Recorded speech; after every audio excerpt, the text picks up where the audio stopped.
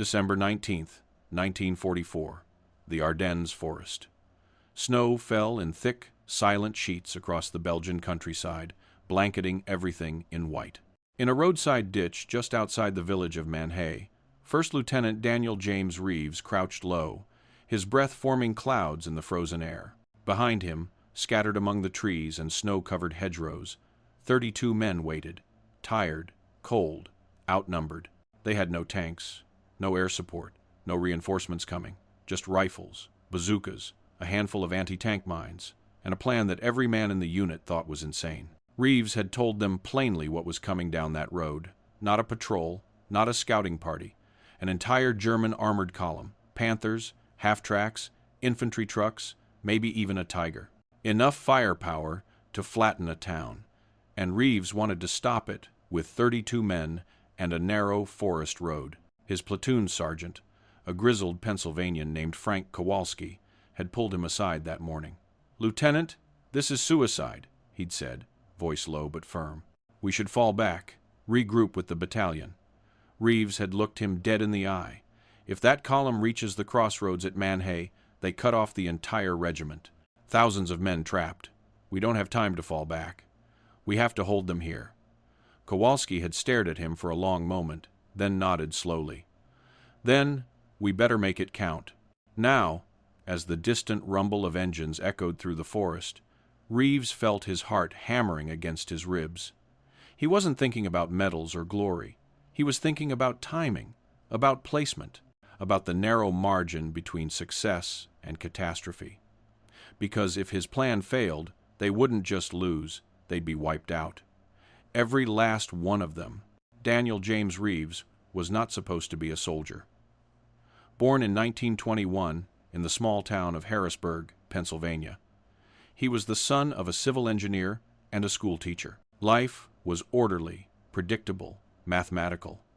His father taught him how to read blueprints before he could read books. By the time he was 16, Danny could look at a bridge, a building, or a road and see not just what it was, but how it worked, the angles, the stress points, the weak spots. College was supposed to be next, engineering school at Penn State. But then Pearl Harbor happened. Like millions of young men across America, Danny Reeves walked into a recruiting office and signed his name. The Army saw his aptitude for mathematics and problem-solving and sent him to officer candidate school. By 1943, he was a second lieutenant in the infantry. By 1944, he was in Europe. Combat was nothing like the blueprints. There were no clean lines, no predictable outcomes. Just chaos, noise, and fear. But somewhere in that chaos, Reeves found something that made sense to him. Terrain, positions, fields of fire, the geometry of survival. He started to see battlefields the way his father had taught him to see structures. Every hill, every road, every tree line was part of a larger equation. And if you understood the equation, you could solve the problem. His men noticed. They called him the engineer behind his back, not as an insult, but as a sign of respect. When Reeves studied a map, he wasn't just looking at lines and symbols. He was seeing movement, timing, vulnerability, where the enemy would have to slow down, where they'd be exposed, where a small force could hurt a larger one if they were willing to take the risk. By December of 1944, Reeves had survived the bocage fighting in Normandy and the brutal slog through France. He'd earned a battlefield promotion to first lieutenant after his platoon held a bridge long enough for a battalion to escape encirclement. He didn't talk much, didn't socialize, but when things went bad, his men looked to him because they knew he'd already thought 3 steps ahead. What they didn't know was that every time Reeves studied a map, every time he planned an action, he carried a weight that never left him. The weight of knowing that his calculations involved human lives, that one wrong angle, one miscalculation, could mean men who trusted him would never go home. It was a burden that kept him awake at night, staring at the ceiling of whatever frozen barn or shell-blasted building they were sheltering in. By mid-December 1944, the war seemed almost over.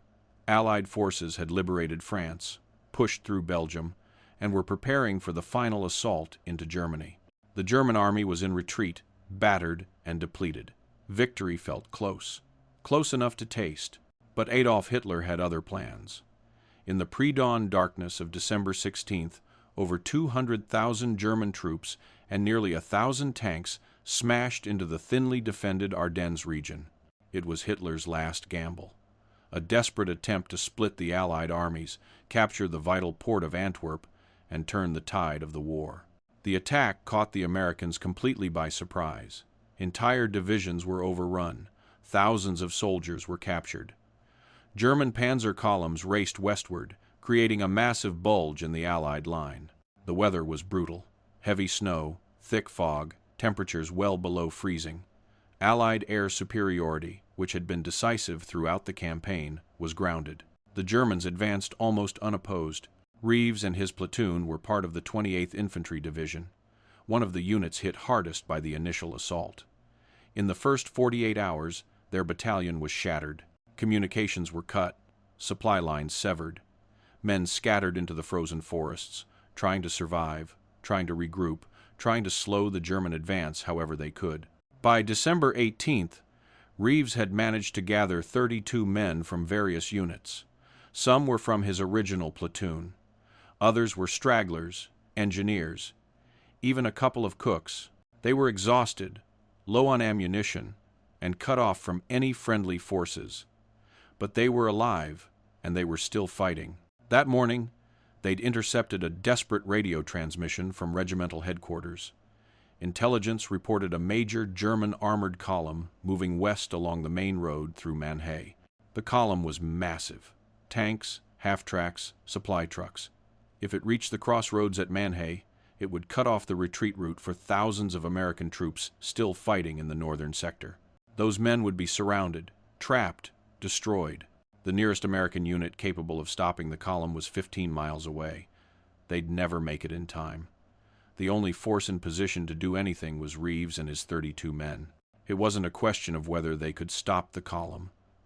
The question was whether they were willing to try, because trying meant staying, and staying meant dying. Reeves gathered his men in a bombed-out farmhouse just before dawn. They huddled around a small fire, faces blackened with soot and fatigue. He spread a map on the floor, pointed to the road, and laid out what he'd learned. The column was coming, big, well-armed, moving fast. "We can't outrun them," Reeves said quietly, "and we can't fight them head-on, but maybe we can hurt them." He traced his finger along the map, showing them a section of road that curved through a narrow valley, hemmed in by steep, wooded slopes on both sides.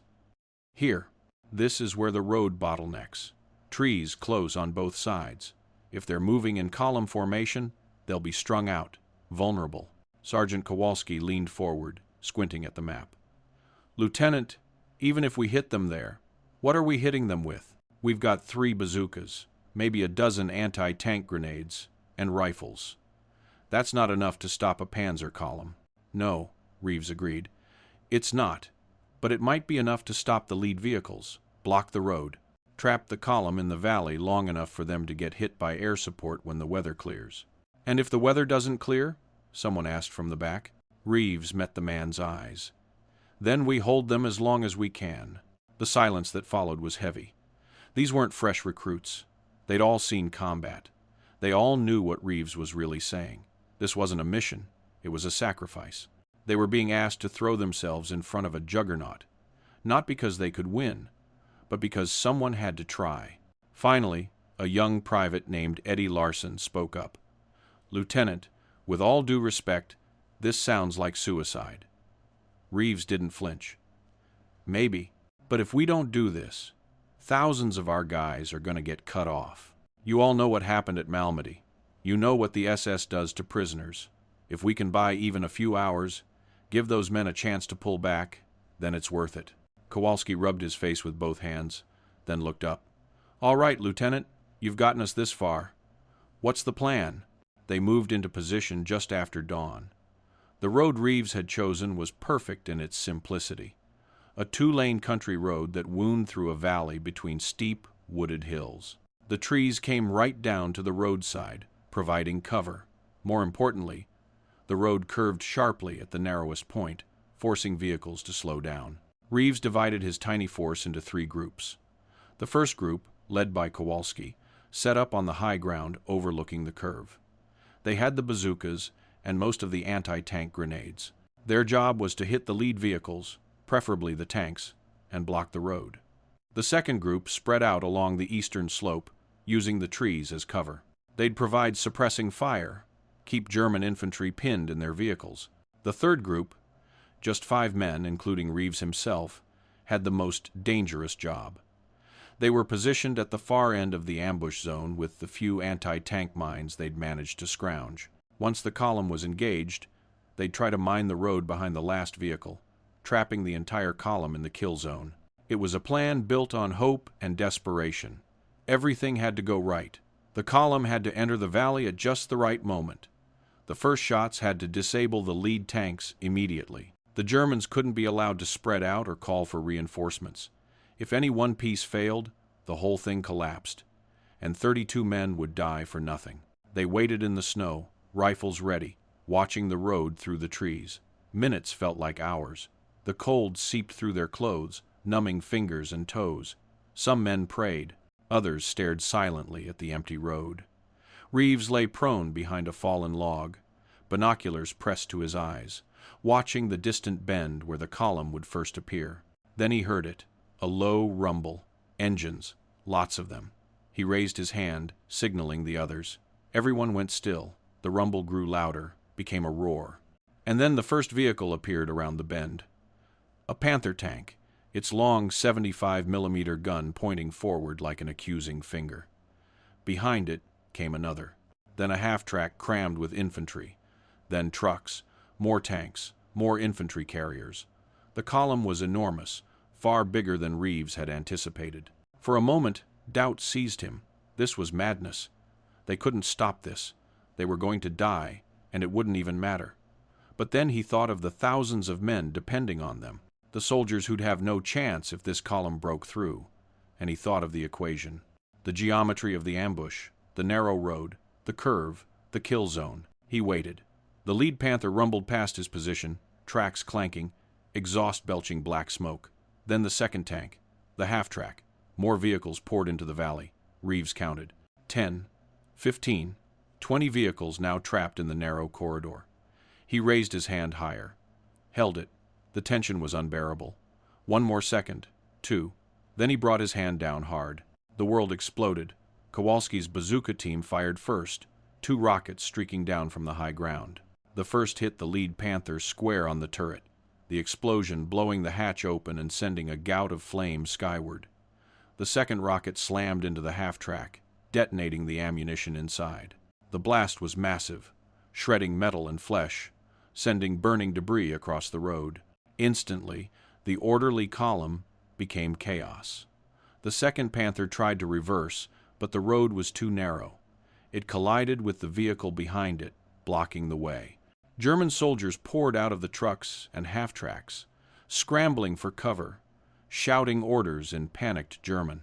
Reeves' men opened fire. Rifle shots cracked from both sides of the road, stitching through the packed German infantry. Grenades arced through the air, exploding among the vehicles. More bazooka rounds streaked down from the high ground. A truck exploded. Another tank caught fire. The Germans were trapped, hemmed in by the wreckage ahead and the steep slopes on either side. But the Germans were professionals. Within seconds, they were returning fire. Machine guns mounted on the half-tracks raked the tree line. German infantry found positions behind vehicles and began firing upslope. A Panther's main gun swiveled, searching for targets. It fired blind into the woods, the explosion shredding trees and showering Reeves's men with splinters and debris. Reeves ran in a low crouch through the trees, his small team following. They had to get behind the column, had to block the retreat before the Germans could back out of the kill zone. Bullets zipped past them, smacking into tree trunks. A man behind Reeves cried out and fell. Reeves didn't stop, couldn't stop. They reached the rear of the column. 4 vehicles had already started backing up, trying to escape. Reeves and his men scrambled down the slope onto the road, hands shaking as they planted the anti-tank mines. It was brutally exposed work. They were in the open, visible, vulnerable. German soldiers were turning, firing at them. One of Reeves' men went down, clutching his leg. Another fell without a sound. Reeves planted the last mine and dove back toward the tree line just as a German machine gun found his position. The bullets chewed up the ground where he'd been standing a second before. He rolled behind a log, gasping, heart pounding so hard he thought his chest would burst. Behind him, the last vehicle in the column tried to reverse over the mines. The explosion lifted the half-track into the air and dropped it sideways across the road. Now the entire German column was trapped, boxed in, going nowhere.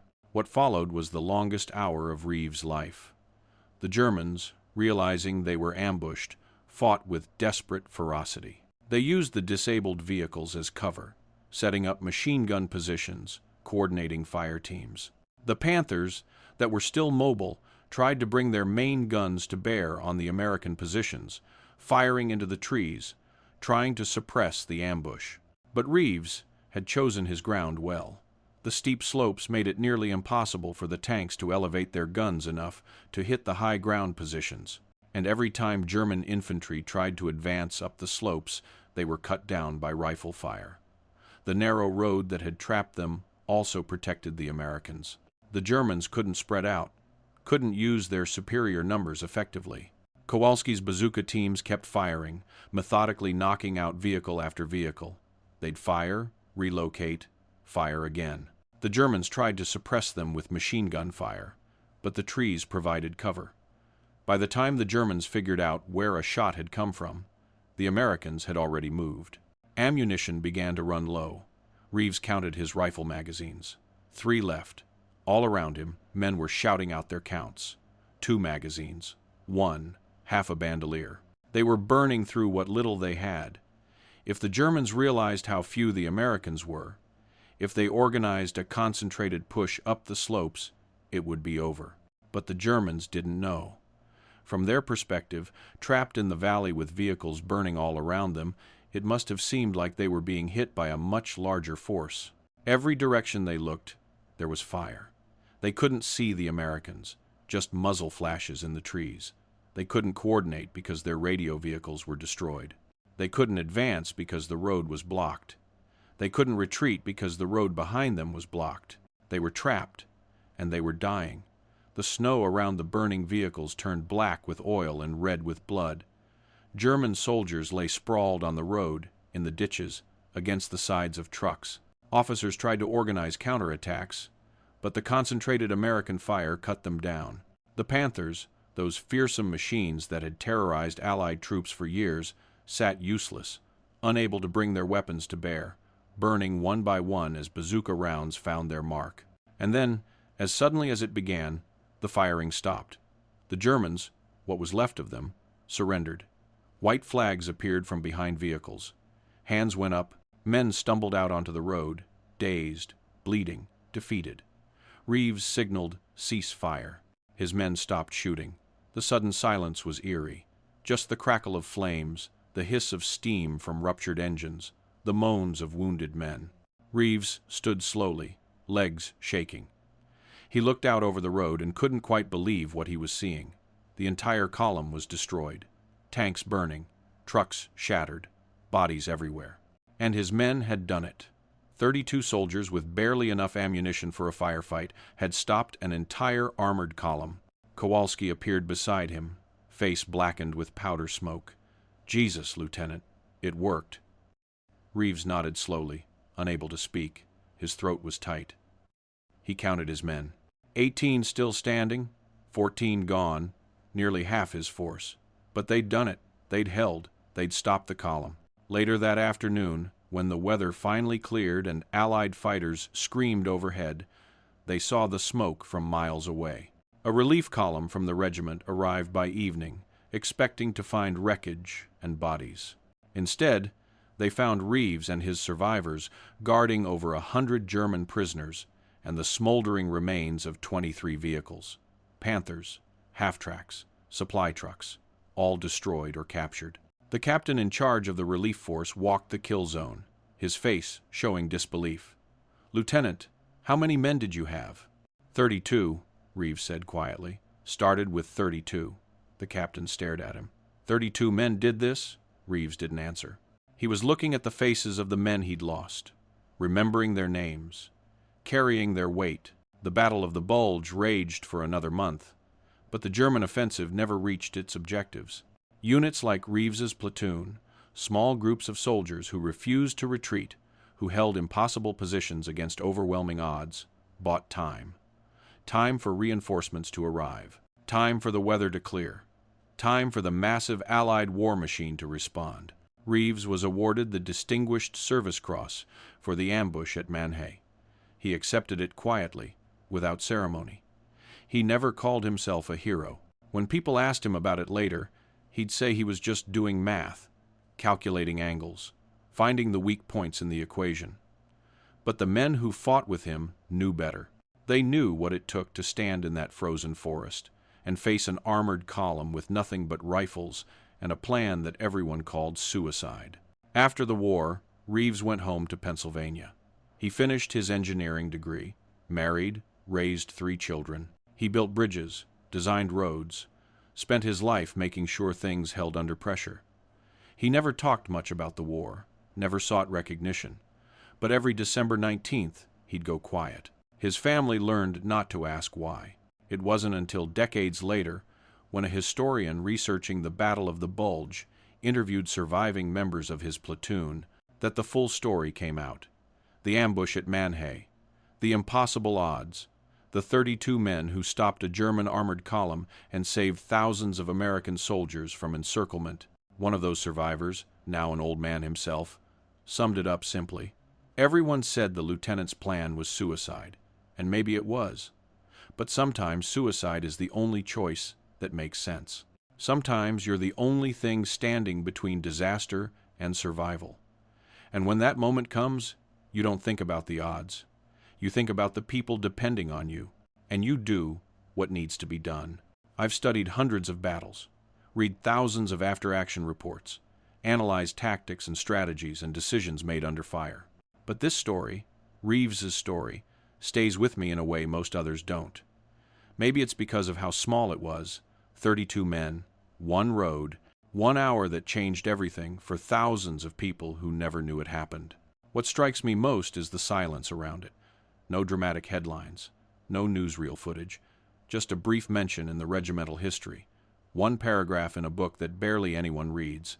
And yet, in that frozen Belgian valley on December 19th, 1944, courage was defined not by speeches or flags, but by cold calculation and the willingness to stand when everything rational said to run. Reeves never called it bravery. He called it necessity. But isn't that what real courage is? Not the absence of fear, but the decision that something matters more than fear. Not the belief that you'll survive, but the acceptance that some things are worth not surviving for. Reeves and his men didn't think they'd make it. They planned an ambush everyone called suicide, and yet they did it anyway because the alternative, doing nothing, letting those tanks roll past, was unthinkable. I think about that sometimes, about the moments in our own lives when we face our own impossible odds, when the smart move is to walk away, to let someone else handle it, to protect ourselves.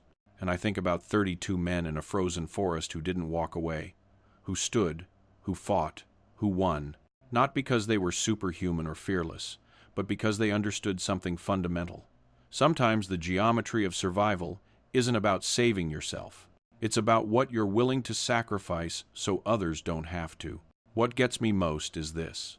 Somewhere in America today, there are people, dozens of them maybe, who have no idea that they only exist because their grandfather or great-grandfather wasn't cut off and captured on December 19th, 1944. Because a lieutenant with a slide-rule mind and a death wish ambushed a column everyone said couldn't be stopped. Those people have families, careers, dreams, lives that ripple forward through time. All because 32 men said yes to suicide and somehow made it out alive. Reeves died quietly in his sleep in 1998. No fanfare, just another old soldier passing. His obituary in the local paper mentioned his engineering career, his family, his service in World War II. It didn't mention Manhay, didn't mention the ambush, Didn't mention that he'd once saved thousands of lives with nothing but courage and trigonometry. But the men who served with him knew, and they made sure his grandchildren knew, made sure someone remembered what their quiet, calculating grandfather had done when everyone else called it impossible. They called his plan suicide, but Lieutenant Daniel Reeves called it necessary, and for one frozen hour in the Ardennes, that made all the difference.